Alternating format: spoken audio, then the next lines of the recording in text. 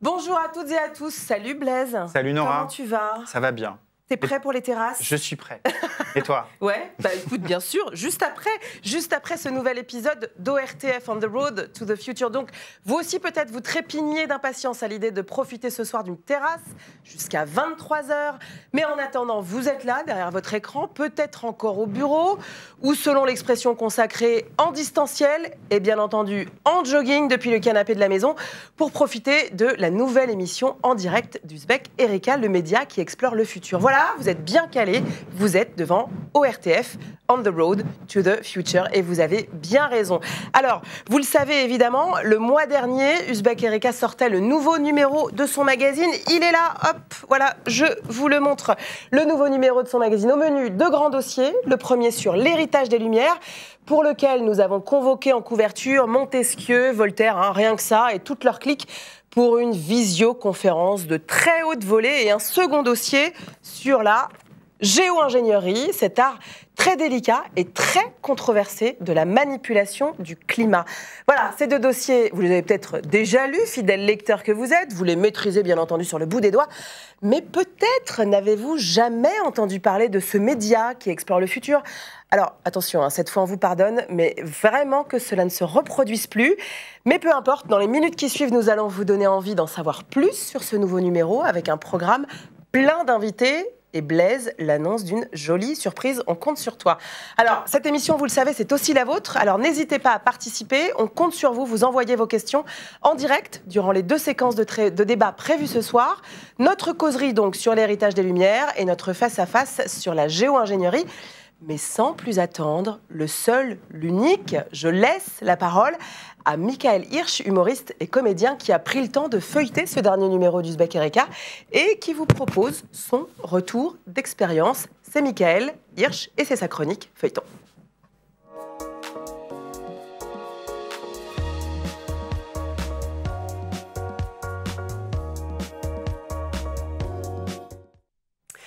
Imaginez un phasme envoyé dans l'espace pour jouer aux jeux vidéo avec une danseuse de French Cancan qui vit dans un bunker. Non, ce n'est pas le pitch du dernier David Lynch, mon cher Blaise, mais le sommaire alternatif d'Uzbek Erika. Alors, c'est parti, feuilleton.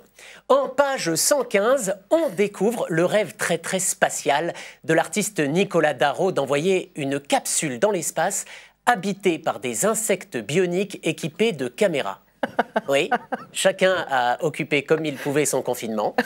Expérience absurde, bad trip d'anticipation, télé-réalité d'un nouveau genre, on est à la frontière des trois. En tout cas, le casting a déjà été lancé, comme le montre cette photo, presque érotique.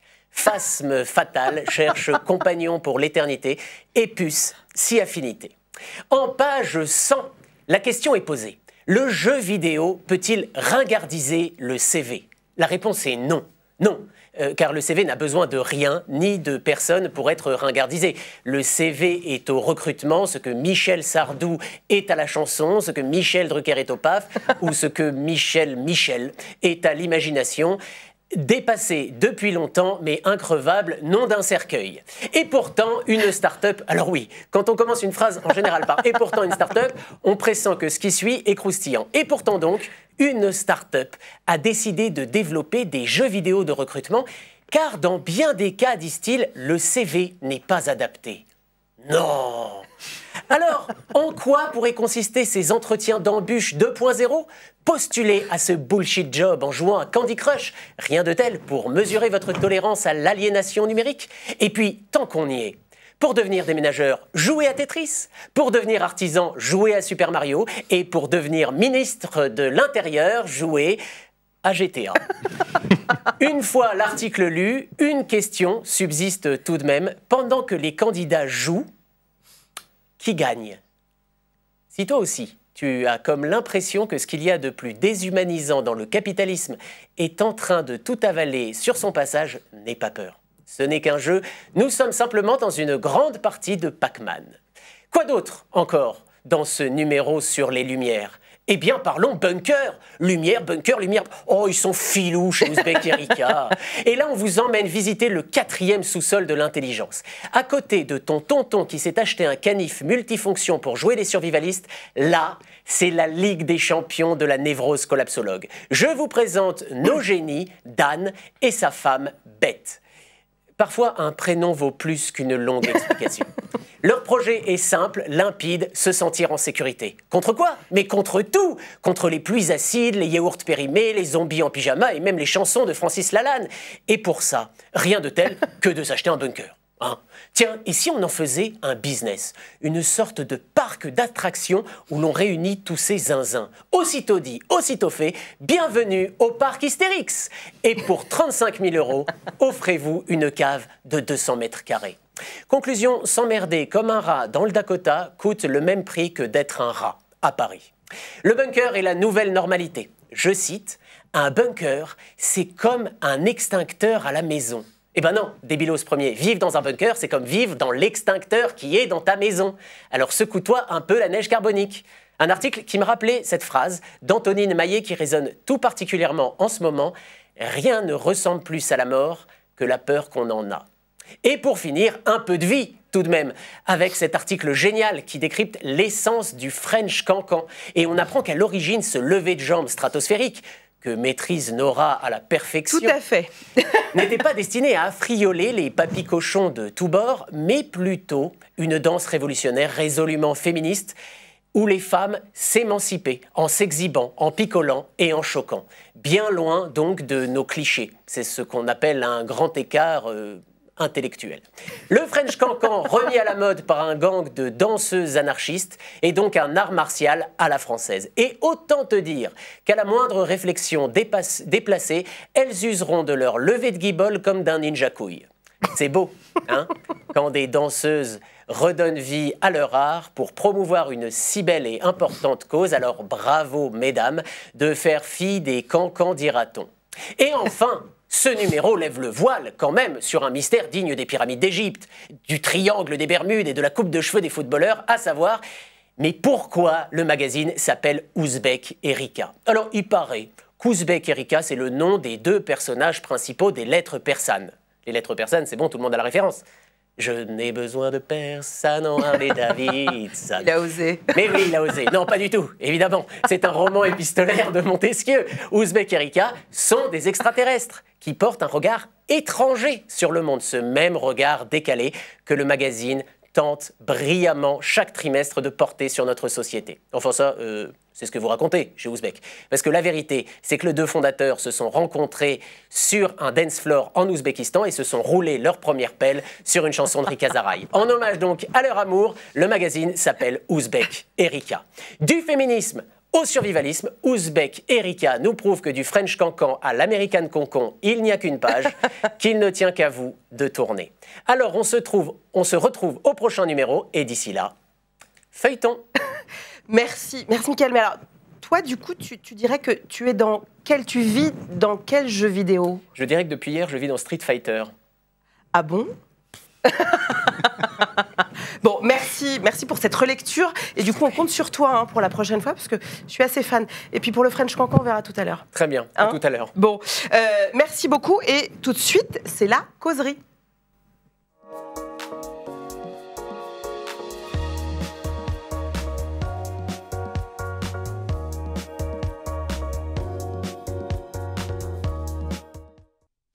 Alors, vous le savez, on va parler des Lumières. Blaise, nous avons 2 illustres invités avec nous. Illustres invités, puisqu'on avait besoin de lumière pour nous éclairer aujourd'hui, avec 2 éminents spécialistes. La première, honneur aux dames, Stéphanie Rosa, qui a publié ce livre récemment. Donc, Stéphanie Rosa, qui est chargée de recherche au CNRS, philosophe spécialiste des idées, des Lumières et de la Révolution française. Et ses recherches portent sur l'héritage des Lumières, sur le XVIIIe siècle, mais aussi sur l'héritage des Lumières aujourd'hui dans notre société contemporaine. La gauche contre les Lumières, point d'interrogation, c'est le titre du livre. Tout est dans le point d'interrogation, on va en reparler, on va y revenir. Et notre deuxième invité pour cette table ronde, c'est Antoine Lilti. Bonjour Antoine, historien, directeur d'études à l'EHESS. Je mets la couverture, comme ça on le voit bien avec le magnifique tableau en couverture. Ses travaux portent sur l'histoire sociale et culturelle du XVIIIe. Et donc il a publié ce livre qui a fait date chez les passionnés des Lumières. Ils sont nombreux. Là aussi, tout est dans le sous-titre, Ambivalence de la modernité pour l'héritage des Lumières. Donc merci à tous les deux. Bienvenue et je vais te laisser. Oui, et je rappelle que, bien entendu, vous pouvez poser vos questions, hein, n'hésitez pas, parce que je vais me faire votre porte-voix et je vais les poser à nos invités. Mais peut-être, première question, Antoine Nilty, vous rappelez, en fait, vous parlez bien des Lumières. Est-ce à dire que les Lumières, c'est beaucoup plus complexe, qu'il y a une forme de nuance et que finalement, il y avait des courants et plusieurs tentatives, plusieurs penseurs qui ont pensé ces Lumières au pluriel? Oui, absolument. C'est-à-dire que c'est vrai qu'on a tendance à parler, par exemple, de la philosophie des Lumières ou de se représenter les Lumières comme une doctrine, un courant homogène. En réalité, c'est d'abord une scène de débat, de controverse. On pourrait prendre la plupart des sujets. Les grands philosophes des Lumières, ceux qu'on identifie facilement, ne sont pas d'accord entre eux. Certains sont athées, d'autres sont déistes, d'autres au contraire sont chrétiens et attachés à la religion. Certains sont pour le progrès scientifique et d'autres au contraire, comme Rousseau, c'est bien connu, critiquent le progrès des sciences et des arts, ou en tout cas s'en méfient. On pourrait multiplier les sujets. Donc au sein des Lumières, il y a des controverses. Il y a des controverses, il y a des désaccords, il y a des débats. C'est d'abord une scène de discussion. C'est pour ça qu'il ne faut pas trop vite se précipiter. C'est extrêmement difficile et tous les historiens qui ont essayé de réduire les Lumières à une doctrine cohérente et homogène, en fait, font des propositions totalement différentes. Ce qui prouve bien qu'au fond, la bonne manière de les aborder, c'est d'essayer de réfléchir au sujet de discussion et à la manière dont, sur une base qui est celle, effectivement, de la critique des préjugés et de la défense de la raison et de l'esprit critique. Ça, c'est vrai que c'est la base des Lumières. Sur cette base-là, il y a toute une série de débats et de controverses, et c'est passionnant de les étudier, de les comprendre. Qu'on peut encore voir aujourd'hui, Blaise. Les Lumières, c'est une construction aussi historique, politique, idéologique, selon les époques. On n'a pas parlé des Lumières de manière uniforme depuis 3 siècles. Est-ce que vous avez en tête... Stéphanie, mais aussi, et aussi Antoine, je vous pose la question à tous les deux, des exemples de cette récupération, de cette utilisation ou de la construction de ce récit des Lumières à travers les âges? Bien sûr, mais vas-y, chacun son Stéphanie, Rosa. Disons qu'il y a en tout cas un héritage qui est très visible, c'est l'héritage qu'il y a dans les gauches à partir de la Révolution française, l'héritage chez les socialistes, les communistes, les anarchistes, qui se sont saisis de la promesse d'émancipation des Lumières et de la Révolution pour l'élargir à des catégories aux classes pauvres qui devaient avoir des droits politiques mais aussi des droits sociaux, les femmes, les peuples colonisés, les esclaves, etc. La Troisième République aussi, qui a été un moment important. On parlait de Rousseau tout à l'heure, Antoine. Je crois que, par exemple, prenons l'exemple de Voltaire et Rousseau. Leur pensée n'est pas sur des rails à tous les deux. Il y a beaucoup de points de friction. Donc ça a été aussi un moment où on a inventé une forme d'homogénéisation de leur discours. Bien sûr, et déjà à la Révolution, puisque Stéphanie citait la Révolution, la Révolution c'est bien connu, Rousseau et Voltaire, parce que vous prenez cet exemple, on sait bien qu'ils étaient en désaccord, ils ne s'aimaient pas, ils ont passé leur temps à polémiquer, et que fait la Révolution? Elle les met tous les deux au Panthéon, à quelques mètres l'un de l'autre, et publie toute une série de textes, de gravures, qui construisent Voltaire et Rousseau comme les deux pères fondateurs, au fond, à la fois de la Révolution et de la République. Et la Troisième République va reprendre ce geste, à la fois politiquement, puisque avec le centenaire de la mort de Rousseau et de Voltaire, 1878, c'est un grand moment, justement, de glorification de ces deux philosophes. Et puis, ça va être leur transformation en classique scolaire. Donc, qui va devenir aussi, qui va faire de l'héritage des Lumières un héritage républicain, y compris au-delà de la gauche socialiste. Et du coup, c'est important parce que là, il y a quand même une spécificité, je voudrais dire, française. C'est-à-dire que les Lumières, c'est pas un mouvement spécifiquement français, c'est un mouvement où la France joue un rôle important, les penseurs français, mais c'est un mouvement européen et même au-delà de l'Europe. Il y a des grandes figures des Lumières en Allemagne, en Écosse, en Italie, en Angleterre. Mais la France a un rapport particulier aux Lumières parce que, justement, la Révolution, puis la Troisième République, on construit les Lumières comme une espèce de socle de valeurs. Et on voit bien aujourd'hui, on y reviendra peut-être tout à l'heure, dans le débat public aujourd'hui, ça refait surface très souvent. Il y a cette distinction souvent qui est faite par les historiens entre lumière radicale, lumière libérale. Est-ce qu'on peut revenir sur cette distinction-là? Et qu'est-ce que ça signifie? Enfin, quel courant, qu'est-ce qu'on entend derrière ces termes justement de radicaux et libéraux? Alors, le mot libéralisme, il est employé dans son sens actuel qu'à partir du 19e siècle. Hein, donc c'est une construction, là aussi c'est une construction.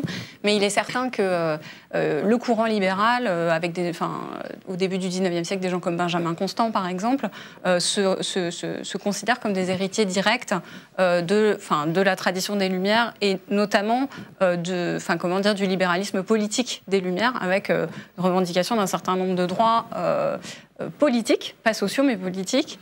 Et lesquels, par exemple, Stéphanie Rosa, pour qu'on soit à peu près au clair? Les droits civils, hein, c'est-à-dire le droit, alors pour les propriétaires d'abord, mais le droit de vote, le droit en tout cas de choisir des représentants qui vont conduire la marche du pays. Et puis il y a un autre héritage qui se retrouve dans la tradition libérale, c'est l'anticléricalisme des Lumières, parce que c'est aussi une des choses assez transversales au XVIIIe siècle, malgré les débats, mais l'anticléricalisme met un peu tout le monde d'accord quand même. Et cet anticléricalisme, il se retrouve à la fois dans les Lumières libérales. Dans les Lumières radicales, en fait, il y a un anticléricalisme, mais on trouve aussi des socialistes chrétiens, donc là aussi c'est contrasté. Et donc dans ces Lumières radicales, les Lumières radicales, elles émergent, c'est un courant minoritaire quand même dans les Lumières. Hein, il y a chez les philosophes des Lumières des gens qui revendiquent l'égalité sociale, voire l'abolition de la propriété privée, mais ils sont minoritaires et socialement plutôt marginaux dans le monde, la sociologie des Lumières, on va dire. Et au XIXe siècle, on retrouve leurs héritiers avec des revendications, à côté des revendications politiques qu'ils ont en commun avec le libéralisme.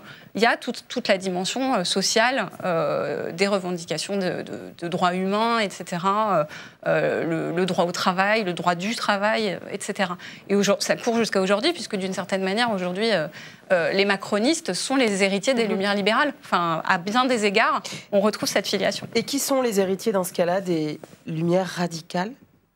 Alors aujourd'hui, je dirais qu'il y a une crise de représentation de ces Lumières radicales, parce qu'on ne voit pas trop, en tout cas...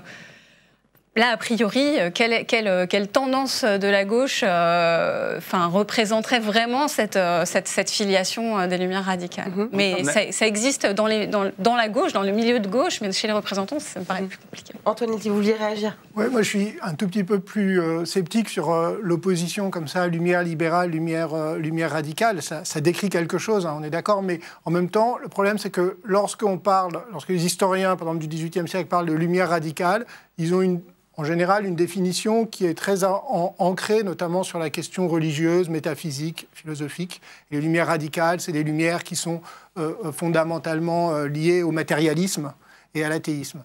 Et déjà, on peut discuter de la valeur de cette définition, mais c'est ça qu'on a, c'est une définition en fait très philosophique du radicalisme des Lumières. Et le risque, si on en fait une longue continuité qui va jusqu'aujourd'hui, au clivage politique, c'est de projeter sur les débats intellectuels des Lumières un clivage qui est un clivage politique d'aujourd'hui entre libéraux, on va dire libéraux ou modérés, et puis de l'autre côté la gauche socialiste. Or, en fait, macroniste on voit que et mélenchoniste pour résumer, pour mettre une étiquette. Voilà, ou plus ou moins à gauche, voilà, entre centre-gauche ou centre, voire centre-droit, et puis gauche militante. Et en fait, les reconfigurations sont tout le temps présentes. Prenons un exemple qui est le cas de Rousseau, qui est très difficile à classer au XVIIIe siècle, mais qu'on classe très difficilement du côté des Lumières radicales, si on en prend une définition, disons la définition qui est courante chez les spécialistes du XVIIIe. Et en même temps, Rousseau va avoir quand même un impact très important dans le courant socialiste au XIXe siècle, y compris chez des gens qui, par exemple, vont être très critiques d'autres courants traditionnels des Lumières. Donc, juste pour dire que c'est en fait très compliqué justement parce que on ne peut pas réduire la diversité des Lumières à une opposition entre modérés et radicaux ou libéraux et socialistes. Non, je voudrais juste préciser que moi je l'entendais dans un sens un peu spécifique. C'est vrai que chez les chercheurs, on a cette définition des Lumières radicales de Jonathan Israel, en fait, qui est une définition philosophique, effectivement, matérialiste, etc. Moi j'entendais radical, pas dans ce sens-là, mais plutôt dans le sens de l'égalitarisme social. C'était juste pour préciser. Pas de souci. Alors, on voit bien que depuis quelques temps, on a toujours critiqué les Lumières. Il y a eu une phase des critiques qui était qui émanait plutôt en fait de l'extrême droite, des mouvements religieux. On voit aujourd'hui des critiques qui viendraient de mouvements qui s'estampillent intersectionnels, décoloniaux. Est-ce que pour vous, peut-être Stéphanie Rosa, comment est-ce que vous percevez ces lectures justement des Lumières par ces mouvements qui la critiquent? Et est-ce que pour vous, c'est justifié? Alors, en fait, depuis le XVIIIe siècle, il y a des critiques des Lumières et à partir de la Révolution française, il y a des critiques des droits de l'homme. Donc ça, c'est pas nouveau. Mais je dirais qu'il y a dès le début deux grands types de critiques des Lumières. Une critique des Lumières qui est une critique plutôt dans le sens les Lumières, les droits de l'homme, en fait, ne vont pas assez loin. Ils sont pas assez étendus. Ils sont pas étendus aux femmes. Ils sont pas étendus aux droits sociaux. Ils sont pas étendus aux peuples colonisés. Donc il faut. C'est une critique qui est dans leur sillage. C'est-à-dire qu'il faut aller plus loin. Il faut aller plus loin dans l'émancipation. Il faut aller plus loin dans l'émancipation. Il faut la mener au bout. D'une certaine manière, c'est ça le geste de Karl Marx. On a souvent pensé que Karl Marx critiquait les droits de l'homme. Enfin, il dit quand même que l'émancipation politique est un progrès sur lequel il ne s'agit pas de revenir, mais il faut aller plus loin, en fait. Et il y a une autre critique qui est la critique conservatrice qu'on entend dès le XVIIIe siècle, qui est une critique, on va dire, culturelle, ethnique. L'homme avec un grand H n'existe pas. Ce qui existe, c'est des peuples avec des coutumes, des traditions, des histoires particulières. Et donc, on ne peut pas concevoir des droits qui s'appliqueraient uniformément à tous les humains, sans distinction de race et sans distinction religieuse, etc. Il y a des droits des peuples, il n'y a pas de droits de l'homme. L'homme, ça n'existe pas, c'est ce que dit Joseph de Maistre. Et le problème, c'est qu'il me semble que un certain nombre de courants contemporains sortent de la première critique pour tomber dans la deuxième. Donc moi, je trouve, dans ce cas-là, à mon avis, ce n'est pas émancipateur. Antoine ? Alors, moi, je ferai une description qui est un tout petit peu différente, même si je reconnais aussi dans ce que vient de dire Stéphanie. Je pense qu'on a au fond, il y a la critique qui est une critique frontale contre les Lumières, qui effectivement refuse le principe, qui est au fond le principe de l'autonomie de l'individu. Donc là, on est d'accord, ça c'est la critique de base. Après, il y a les critiques qui, au fond, essayent d'identifier dans les Lumières des points aveugles, des manques, des insuffisances. Et parmi ces insuffisances, il n'y a pas simplement le fait d'élargir les droits à des catégories qui n'en avaient pas. Il y a aussi, par exemple, le fait que l'autonomie telle qu'elle est pensée par les penseurs des Lumières est une autonomie fondée sur l'individu. C'est pour ça qu'en fait, entre les Lumières et le mouvement socialiste du 19e siècle, je pense qu'il n'y a pas une continuité parfaite, mais plutôt quand même un léger hiatus. Et c'est pour ça que la question de la manière dont les Lumières ont une difficulté néanmoins à penser les différences, à penser les cultures, et du coup cette critique d'un universalisme abstrait qui peut se faire, y compris au nom des Lumières, disons que c'est un courant qui, à mon avis, ne tombe pas forcément dans le Joseph de Maistre et dans la critique radicale des Lumières, mais peut être une forme d'autocritique des Lumières qui, au nom même des valeurs de l'émancipation, essaye de réintégrer une pensée de la différence culturelle qui enrichit l'universalisme au lieu de le réfuter. Dans le magazine, on est allé jusqu'à titrer un de nos articles « Universalisme et postcolonialisme, même combat, point d'interrogation ». On a utilisé le point d'interrogation comme Stéphanie pour le titre de son livre. Est-ce qu'on peut aller jusque-là? Est-ce qu'on peut aller jusqu'à dire que ces études postcoloniales permettent de faire avancer les Lumières, leur héritage, ou est-ce que c'est contre-productif et c'est une impasse? Là, vous avez ouvert des pistes sur une... Alors, on n'aura pas forcément exactement la même réponse, mais moi je dirais oui. Alors il faut nuancer, c'est-à-dire que en fait, ce qu'on appelle postcolonial ou décolonial de plus en plus aujourd'hui, en fait c'est une nébuleuse de textes, de positions, de critiques. Et donc il y a une frange, effectivement là aussi, qui est assez radicale, très militante, et qui parfois caricature tellement les Lumières qu'au fond, ça la rend assez peu efficace, voire ça la fait tomber du côté vraiment des adversaires des Lumières. Mais il y a néanmoins, je trouve, tout un courant relativement modéré de la pensée post-coloniale qui, justement, est tout à fait utile pour penser aujourd'hui un héritage qui me paraît nécessaire, c'est-à-dire plus riche, plus adapté au monde global, au monde de la crise écologique, au monde justement post-colonial. Les Lumières, c'est un mouvement qui naît dans l'Europe et dans une Europe qui est quand même une Europe en train de passer à l'hégémonie coloniale ou en tout cas impériale. Donc aujourd'hui, une partie du courant post-colonial, je pense, nous permet à la fois de relire les textes du XVIIIe siècle et de construire un héritage des Lumières. Ils ont davantage travaillé par la pluralité que par l'homogénéité. Stéphanie ? Ouais, alors moi je serais pas tout à fait d'accord avec ça parce que sans surprise, parce que je pense que dans une large mesure, ces Lumières postcoloniales, elles réinventent un peu l'eau chaude. C'est-à-dire que il y a dans les courants de gauche socialistes et communistes depuis le XIXe siècle des critiques effectivement, des critiques du colonialisme, des critiques de l'esclavagisme et aussi des tentatives d'hybrider l'héritage des Lumières avec des héritages plus locaux, notamment en Asie. Si on prend la pensée, alors on peut critiquer tout ce qu'on veut sur l'héritage d'Ho Chi Minh et de Mao, mais ce sont des dirigeants anticolonialistes qui, dans leur pensée, essayent d'hybrider l'héritage des Lumières occidentales et puis le confucianisme. Et il y a eu des tentatives d'hybridation de ce genre. Il y en a eu en fait, notamment dans l'Internationale communiste, qui avait fait quand même au début de la lutte anticoloniale vraiment une revendication, quelque chose de central, qui a essayé vraiment d'essaimer de former des dirigeants pour qu'ils aillent mener la lutte anticoloniale dans leur pays, etc. Donc il y a toute cette tradition critique. On a chez Marx aussi, à la fin de sa vie, une découverte par Marx des cultures, notamment des structures paysannes, des structures communautaires paysannes russes, le MIR russe, avec des échanges de lettres avec des correspondants russes, etc. Donc il y a toute une richesse en fait de réflexion autour justement des mondes non européens, des modes de production non européens dans la tradition socialiste. Et les études postcoloniales, elles se caractérisent par une ignorance quasiment totale de tout cet héritage-là. Donc on a un peu l'impression plus d'un retour en arrière qu'une avancée.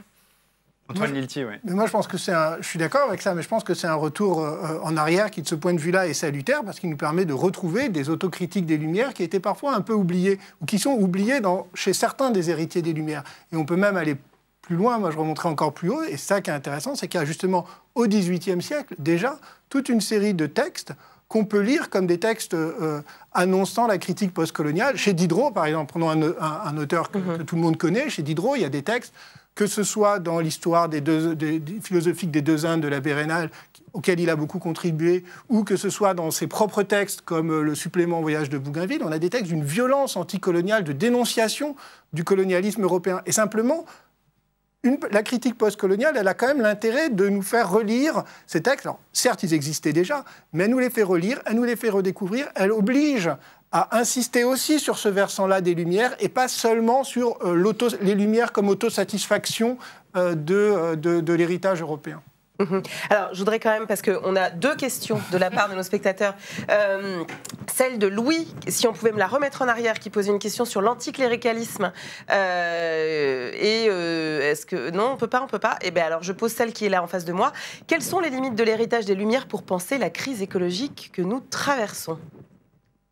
Et dont nous parle la philosophe Corinne Pelluchon dans ce dossier-là. Oui, effectivement. Ouais.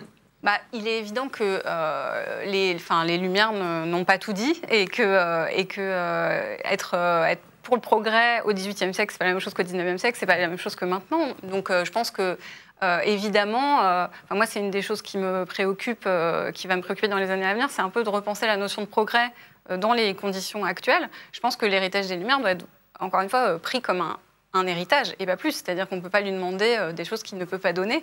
Et il y a, alors chez certains collègues, on trouve des analyses chez l'INE, mais j'ai peur de me tromper, mais chez certains auteurs des Lumières, des réflexions un peu sur ce qu'on appelle pas encore les écosystèmes, mais sur le lien entre l'homme et son milieu.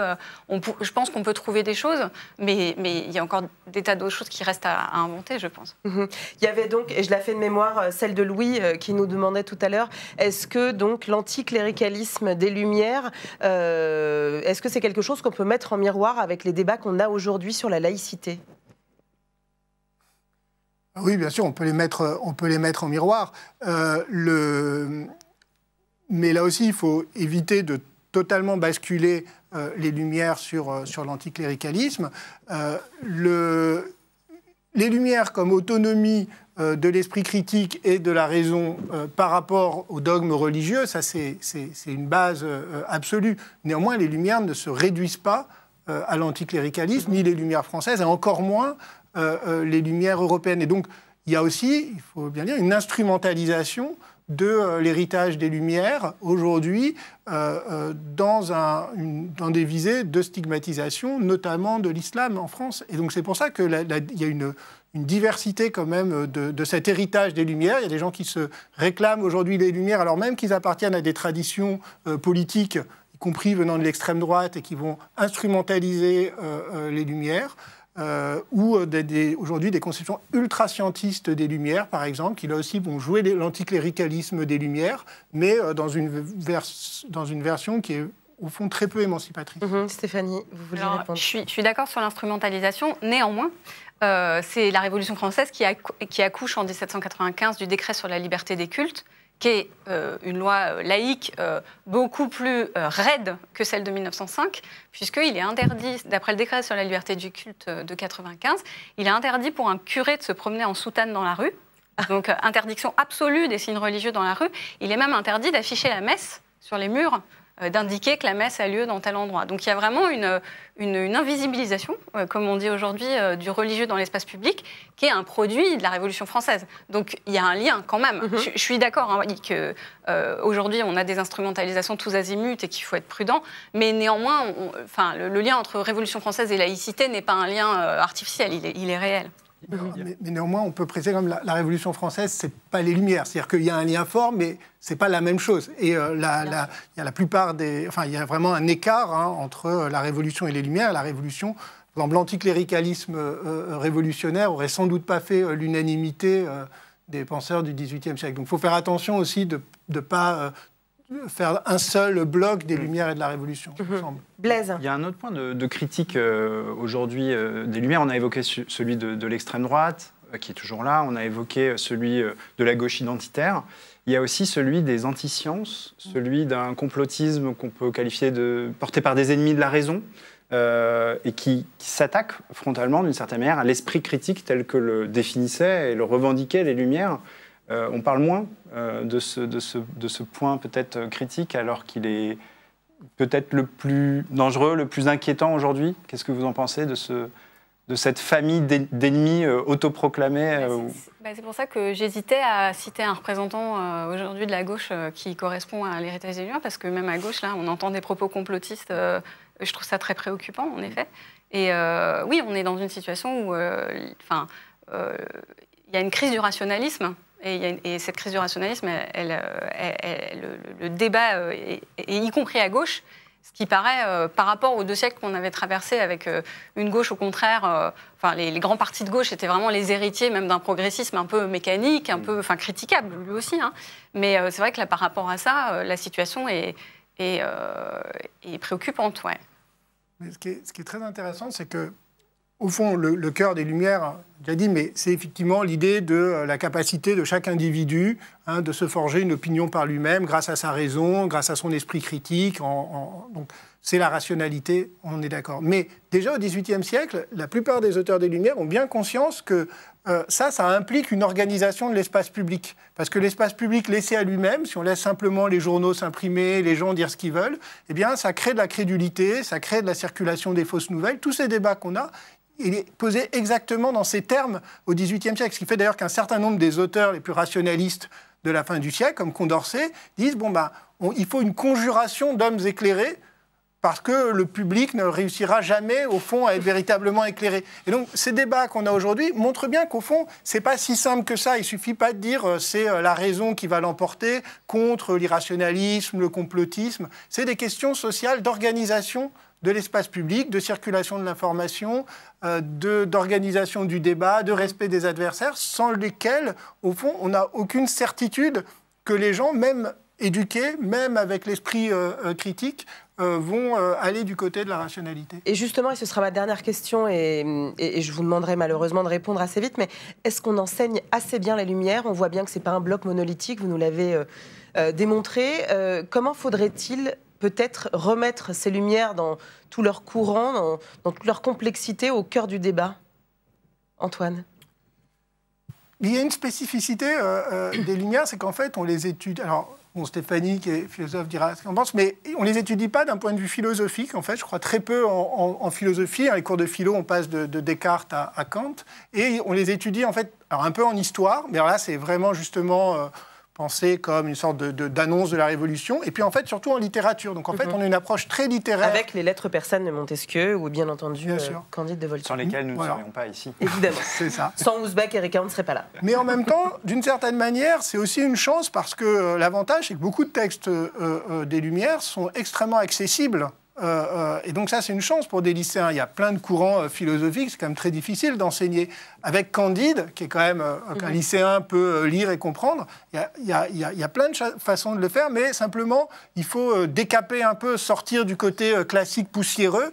Et je sais, d'ailleurs c'est ce que font beaucoup de profs, par exemple, rien qu'avec un classique comme Candide ou avec les lettres persanes, c'est très facile de montrer que ce sont des textes de combat, que ce sont des textes qui aujourd'hui nous semblent évidents pour toute une série de choses, mais qui en réalité, à l'époque, Candide, c'est Voltaire le publie, il se met en danger en publiant ce texte.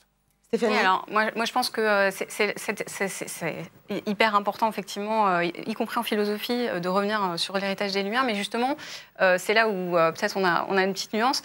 Moi, je pense que ça garde un intérêt de parler, malgré tous les débats et malgré de l'héritage des Lumières, quand même, comme d'un fond commun aussi. Oui. Et pas seulement parce que sinon, les élèves, ils ne peuvent pas comprendre ce qu'il y a d'encore actif dans le XVIIIe siècle, ce qu'il y a d'encore utilisable. Donc je pense qu'il faut maintenir un équilibre qui n'est pas facile entre la nuance et les différentes positions, mais aussi maintenir l'idée que, oui, il y a quand même un héritage des Lumières, il y a un héritage de la Révolution française, l'un et l'autre étant liés, bien que n'étant pas identiques. Donc c'est assez compliqué, mais ça reste nécessaire. Et j'imagine que, comme pour vous, pour nous, il n'y a pas qu'aux élèves en fait, qu'il faut continuer d'apprendre les Lumières. On rappelle, Antoine Hilty, l'héritage des Lumières, ambivalence de la modernité et la gauche contre les Lumières, Stéphanie Rosa. Merci Stéphanie, merci Antoine. Merci voilà, j'invite nos spectateurs à justement aller découvrir ces livres. Merci à tous ceux qui ont participé et ont posé leurs questions. Bien entendu, vous pouvez retrouver tout ça dans notre numéro d'Ouzbek Erika, dans ce nouveau numéro. Donc pour aller plus loin, il faut lire ce grand dossier sur le sujet. Et si vous n'êtes bien entendu pas rassasié, on peut le prolonger ensemble sur notre plateforme.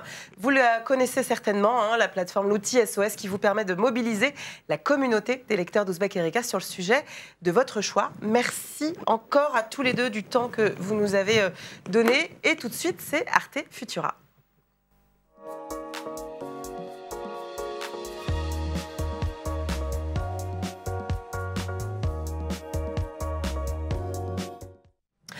Heureux soient les fêlés, car ils laisseront passer la lumière. Ceci n'est pas un extrait de l'Évangile selon saint Matthieu, mais bien le titre d'une exposition, celle de l'artiste plasticien Olivier Razzi, dont les installations à découvrir à la Gaîté Lyrique à Paris jouent astucieusement sur les perspectives et les spectres de lumière.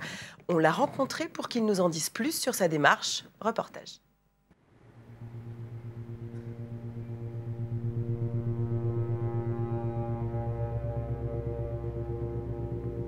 Heureux les fêlés, car ils laisseront passer la lumière, donc est une citation de Michel Audiard, donc, qui est un réalisateur scénariste. Ce titre, c'est un peu comme un hommage à ces fêlés, à ces gens qui savent mettre un pas de côté, qui savent regarder le monde d'une autre manière, proposer une autre vision. Les années 90, donc cette période, la période où j'ai créé le collectif eMovie, correspond à une période où j'étais en recherche de ma démarche artistique par rapport à mon travail.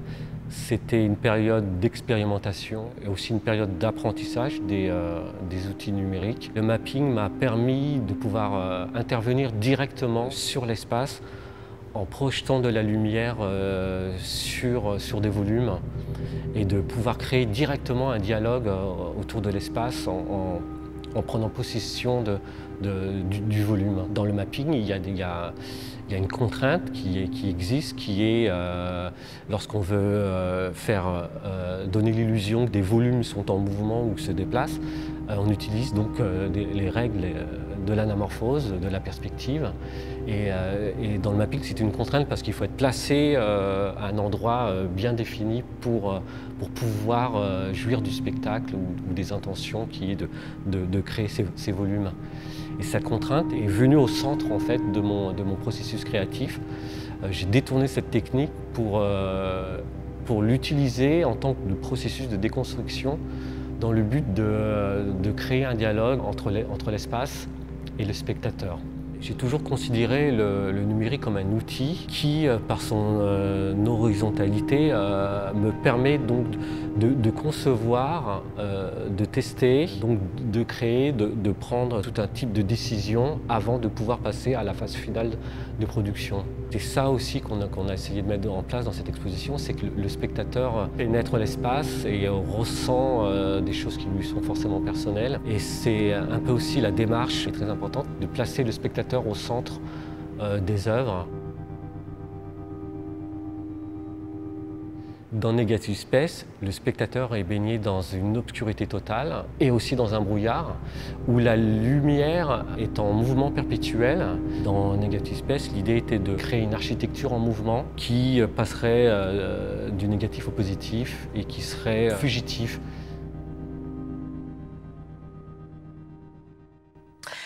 Voilà, et c'est à découvrir en ce moment à la Gaîté Lyrique à Paris. Alors, maintenant, Blaise, c'est à toi. C'est le temps de la surprise avant d'ouvrir notre deuxième débat. C'est quoi cette surprise dont C'est tu moi. voulais... mais voilà. Welcome. Une belle Alors, surprise. Une belle surprise. Oui, je vais demander à tous les lecteurs, tous les spectateurs, tous les auditeurs d'Uzbek Erika de prendre leur petit agenda, papier ou écran numérique, ce que vous voulez, et de cocher une date très importante dans l'histoire d'Uzbek Erika, qui est le 22 juin prochain, le mardi 22 juin, où, en fait, date de lancement de notre campagne de crowdfunding pour le projet d'édition du livre des 10 ans d'Uzbek Erika. Parce que Uzbek Erika a 10 ans déjà. Uzbek Erika a 10 ans Là, déjà. je me prends un coup de vieux. 10 ans et des poussières. 10 ans et des Uzbek Erika a 10 ans et des poussières. Ça fait une décennie, une petite décennie qu'on est là. Et donc, ça veut dire que là, ce crowdfunding, donc, c'est pour financer un ouvrage, un MOOC, Alors, pas qui un MOOC, reprendra un vrai livre. Un beau livre. Un beau livre. Un très beau livre. Un très beau livre. Un très beau livre, mais qui va, sous forme de beau livre. Et ça va être quoi? 10 ans d'articles d'Uzbek Erika? Il y aura quelques articles, mais on ne va pas vous remettre la sauce avec des articles de 40 pages, vous inquiétez pas. Il y aura beaucoup de photos, plein d'illus, parce que c'est important dans l'ADN graphique d'Uzbek Erika. Il y aura plein de petites miscellanées, de petits à côté, de petites infos que vous avez oubliées. C'est vraiment un retour, on regarde dans le rétroviseur, on fait le bilan tranquillement de cette décennie complètement dingue. On s'est dit que c'était le bon moment. Parce que là, on sort quand même d'une année... Oui, effectivement. On va dire mouvementée. Regarder dans le rétro peut nous permettre, effectivement, peut-être de se projeter dans ce monde d'après. Voilà, et de reprendre un petit peu de hauteur, comme Uzbek Erika, et de porter un regard un peu en hauteur sur cette décennie complètement folle. On fait ça avec la maison d'édition Ebec, mais on a besoin de nos lecteurs pour nous aider. Et c'est le 22 juin, on s'est tapé les 4300 pages et là, il y a le premier de magazine. Alors oui, il y a le premier. Oui, pour ceux qui n'ont pas cet objet collector, le tout premier numéro d'Uzbek Erika. Les dictateurs ont la belle vie. Ouais. Le problème, c'est qu'ils ont encore un petit peu la belle vie en 2021. Et tous immortels, pas vraiment. C'était déjà nos obsessions transhumano-politiques. Et puis le dernier, voilà, c'est les 10 ans qui séparent ces deux numéros. On a tout relu, les 4393 pages. La vache. On a pris le meilleur que le meilleur. Donc, et tout ça à retrouver dans un beau livre. Il y aura plein, évidemment, de cadeaux prévus pour nos lecteurs pendant la campagne. Des beaux cadeaux bonus avec des dessins de la dessinatrice Coco, avec des illustrations dont une immense très belles. Bière avec Blaise. Et une immense bière géante à déguster avec Blaise. 1 mètre de bière avec Blaise. C'est le cadeau premium. C'est la rétribution ultime. Donc, merci voilà. Blaise. Donc rendez-vous, notez bien, le 22 juin. On compte sur vous, le crowdfunding. Et bien entendu, vous retrouvez toutes ces informations sur notre Instagram, notre Twitter, notre Facebook, partout. Merci Blaise. Merci Nora. À vite. À vite. On recommence vite et un mètre de bière en attendant. Et tout de suite, c'est le face-à-face.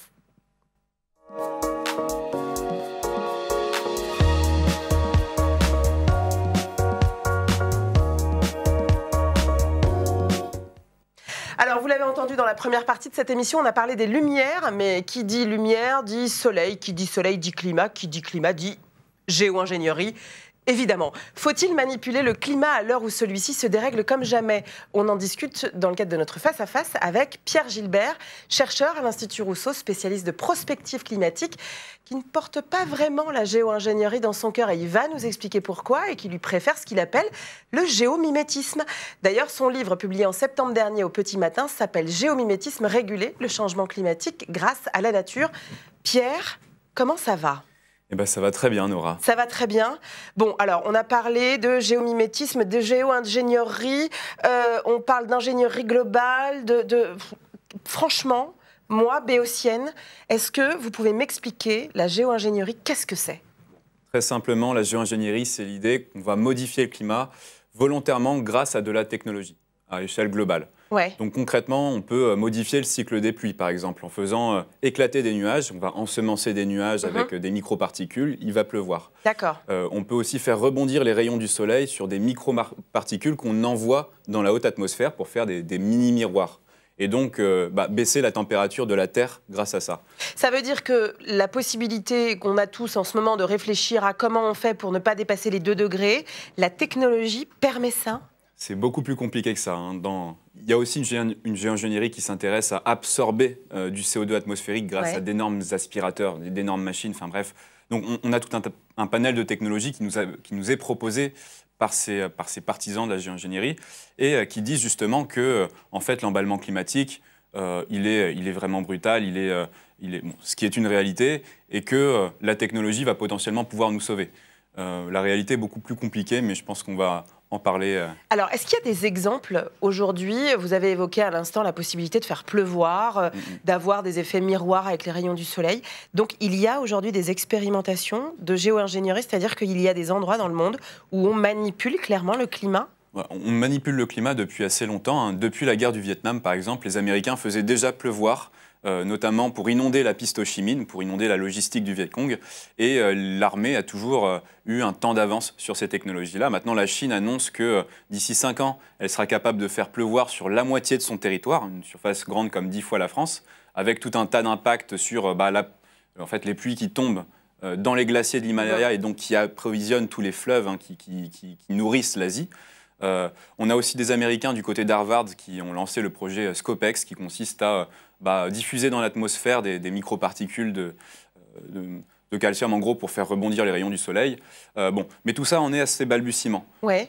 Mais presque, pardon, mais ça, pour nous, pour le français lambda, pour le Pékin moyen, c'est de la science-fiction. Ça veut dire que ce que vous êtes en train de nous dire, que c'est cette science-fiction-là qu'on lisait dans les livres il y a 10, 15, 20 ans, elle est aujourd'hui expérimentée par des États ou par des armées. Oui, la géo-ingénierie qui consiste à faire refroidir la planète, on en est loin pour l'instant. C'est assez chimérique. On a ce projet-là, mais qui est un petit projet pour l'instant. Et on a des petites unités pilotes, notamment en Suisse, qui essayent d'absorber du CO2 dans l'atmosphère. On se rend compte que la petite usine qui existe maintenant, elle absorbe l'équivalent de 1000 voitures par an, de la pollution de 1000 voitures par an, pour une facture énergétique qui est très très colossale. Donc on est très loin d'une réalité. Le problème, c'est qu'il y a beaucoup de papiers scientifiques là-dessus, que ça occupe une place assez grande dans le débat public, et le risque, c'est de faire dire aux décideurs publics que finalement, il y en a peut-être des solutions technologiques qui arrivent, donc on ne va pas trop se mettre la pression, on va pouvoir continuer un peu business as usual un peu plus longtemps que prévu, et à brûler du charbon, du pétrole et du gaz. Ce qui veut dire que là, typiquement, j'imagine que derrière, ce sont des marchés colossaux. La question qui se pose au travers de ce que vous nous dites, si on continue en mode business as usual, ça veut dire que Volkswagen va continuer à faire ce qu'il a à faire, nous allons continuer à consommer autant qu'on consomme, les ressources, à avoir les mêmes mobilités, et derrière, un nouveau marché secret qui est celui de la technologie, du coup, de cette capacité à manipuler le climat. Mais donc, c'est des startups qu'il y a derrière, c'est des entreprises, ce sont des États. Qui a intérêt à créer ce marché-là? Ce qui est intéressant, c'est qu'en on remonte la piste de qui finance ces projets de géo-ingénierie, on a deux grandes familles. La première famille, c'est les gens de la Silicon Valley, notamment Bill Gates, qui est très actif pour financer tout un tas de PME qui vont faire de la recherche sur la séquestration du CO2, etc.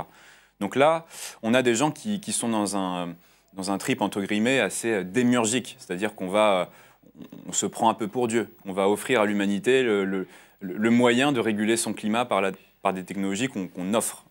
Bref. Et on a aussi, en fait, les majors pétroliers. Les pétroliers sont actifs depuis très longtemps en matière de géo-ingénierie, ont des rapports... Toujours les mêmes, dis donc. Voilà, toujours les mêmes, exactement. Et c'est les mêmes qui, il y a 30 ans, finançaient le lobby climato-sceptique aux États-Unis. Ouais. C'est Chevron, c'est BP, c'est Shell, etc. C'est des gens qui ont fait des rapports scientifiques depuis longtemps sur la géo-ingénierie, commencent à découvrir maintenant. Et donc voilà, on a un peu ces deux grands canaux-là. Alors, quelle est la position des États sur ces questions? Je le disais, il y a quelque temps, on se disait que c'était de la science-fiction. Pourtant, vous évoquez la Chine. Être en capacité, en fait, de détourner et de manipuler le climat, ça veut dire que potentiellement, ça nous touchera tous. Donc, est-ce qu'à un moment, il y a une forme de régulation de tout ça qui se met en place? Ou est-ce que les États regardent ça plutôt de manière bienveillante? Alors, pour l'instant, moi, ce que j'observe, c'est que c'est plutôt un impensé de notre côté. C'est pas un impensé pour tout le monde. Je pense que du côté de Pékin, c'est pas du tout un impensé. Pareil du côté des États-Unis. Mais pour l'instant, en termes de régulation internationale, il y a strictement rien, si ce n'est un traité qui date des années 70, ENMOD, qui ne concerne que très peu d'États et qui interdit l'usage de la modification du climat à des fins hostiles, militaires. Mais bon, c'est beaucoup plus compliqué que ça parce que dans ce flou juridique-là, on peut très bien dire que quand on fait pleuvoir sur son territoire pour alimenter son agriculture, ce qui est le cas de la Chine, on fait de mal à personne. Sauf que le problème, c'est que ce nuage-là, il aurait pu traverser la frontière, aller en Inde, pleuvoir, alimenter des fleuves en Inde, etc., dans l'Asie centrale et tout. Parce que, oui, ces ressources, de toute façon, restent les mêmes. Exactement. Alors, j'imagine que les mouvements écologistes, en fait, se sont aussi emparés de la question. Quelle est la position des mouvements écolos, notamment en Europe, sur ces nouvelles technologies? Pour l'instant, ce n'est pas des sujets qui sont vraiment étayés, aussi parce qu'il faut des chercheurs et qu'on n'a pas toutes les infos. C'est quand même assez difficile de savoir ce que fait le gouvernement chinois, ce que fait l'université d'Harvard, etc. Donc voilà, on en est là. Mais du côté des ONG, disons, de l'écologie, on a une hostilité, un principe de précaution qui est évidemment assez bienvenu. Vous avez inventé, je le disais, le terme de géomimétisme. Alors là, c'est pareil. C'est quoi le géomimétisme? Le géomimétisme, c'est la contraction entre géo-ingénierie du coup et biomimétisme. Le biomimétisme, c'est l'idée qu'on s'inspire de la nature pour nos procédés techniques. D'accord. Et donc l'idée, c'est d'absorber un maximum de CO2 grâce à la nature, grâce au puits naturel de carbone. Bon, on pense spontanément aux forêts. Là, on n'est pas dans la manipulation, donc. En fait, on fait quoi?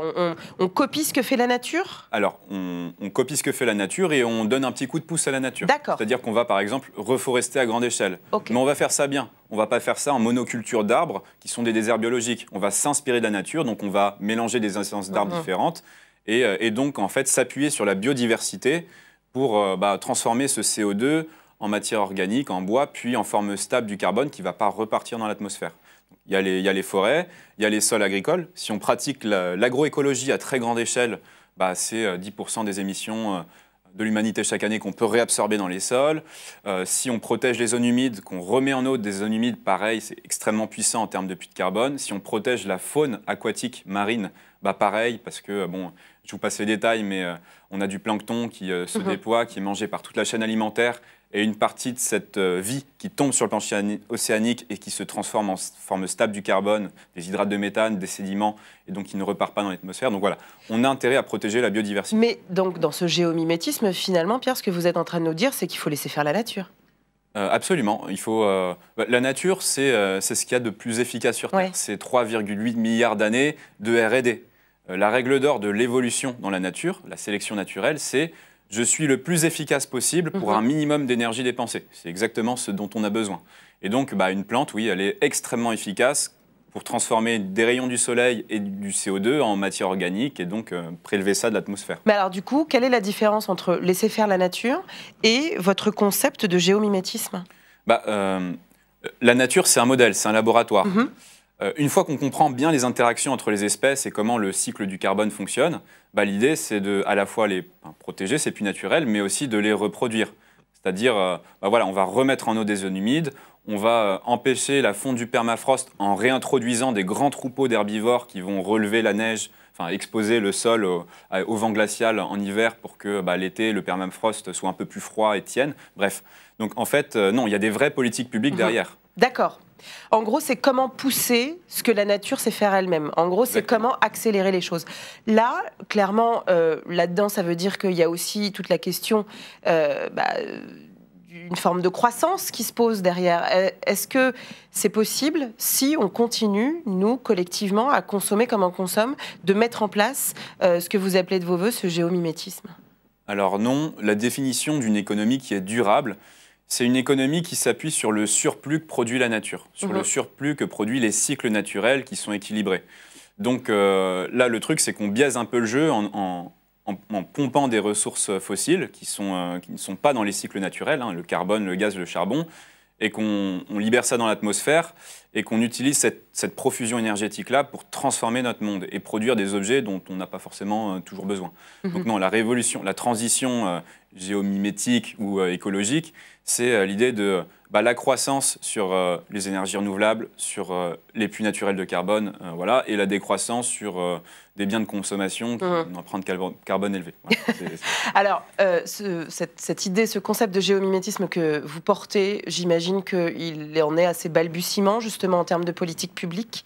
Est-ce à dire qu'il va falloir collectivement que vous le fassiez porter par des partis, par des ONG, pour le faire exister? À quel niveau de persuasion des politiques vous en êtes là-dessus? Alors, moi, ce qui m'a aussi motivé pour ce bouquin, c'est la COP26, qui arrive très vite. Et la COP26, c'est la COP la plus importante depuis il y a 5 ans, la COP21, puisque les États sont censés soumettre des ambitions beaucoup plus élevées pour rester sous les 2 degrés. Sachant qu'on n'a toujours pas tenu l'accord de la COP21. Exactement. Donc voilà, mais c'est dans cette optique-là que je me suis dit que le terme géomimétisme portait un cahier des charges. On va s'appuyer sur la biodiversité pour séquestrer du carbone, on ne sépare pas les deux. Donc voilà, c'est pour les négociations internationales que, à mon avis, c'est particulièrement utile. Après, voilà, moi je suis évidemment très enclin à ce qu'un maximum de décideurs publics, de partis politiques, d'ONG, de scientifiques aussi, s'emparent de ce terme qui, à mon avis, est beaucoup plus durable, compatible que des termes comme émissions négatives qui sont utilisés actuellement et qui comprennent la géoingénierie, par exemple. Alors, Marc vous pose la question, le biomimétisme, au final, est-ce que ce n'est pas simplement de la décroissance? Dans la nature, il y a de la croissance, une plante, ça croît, et il y a de la décroissance. Quand une plante meurt, elle se décompose et elle décroît. Et puis, Mais c'est un cycle. Mais c'est un cycle, voilà. C'est un peu la même chose avec, à mon avis, avec l'économie. Il faut de la croissance pour ce qui est bien, les liens sociaux aussi, ce qui n'a pas d'empreinte matérielle, donc croissance sur les énergies renouvelables, etc. Et de la décroissance sur tout ce qui est à base d'énergie fossile, ça c'est sûr. Dernière question, Pierre. L'idée, du coup, au travers de ce livre que vous avez porté, c'est de devenir un peu un lobbyiste et de faire en sorte que ça infuse un peu partout?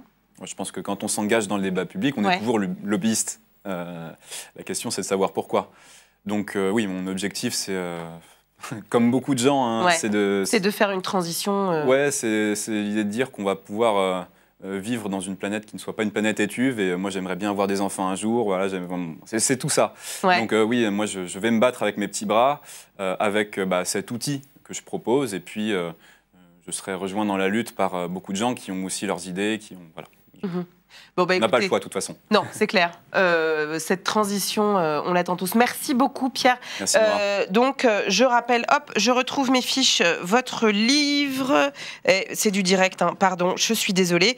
Géomimétisme, non, c'est pas géomimétisme, si, c'est géomimétisme. Je sais pas le lien. Oui, si, c'est ça. C'est que ça. Réguler le changement climatique. Réguler le changement climatique. Préfacé par l'économiste Gaël Giraud, qu'on salue. Voilà. Et on retrouve vos notes donc à l'Institut Rousseau, bien entendu.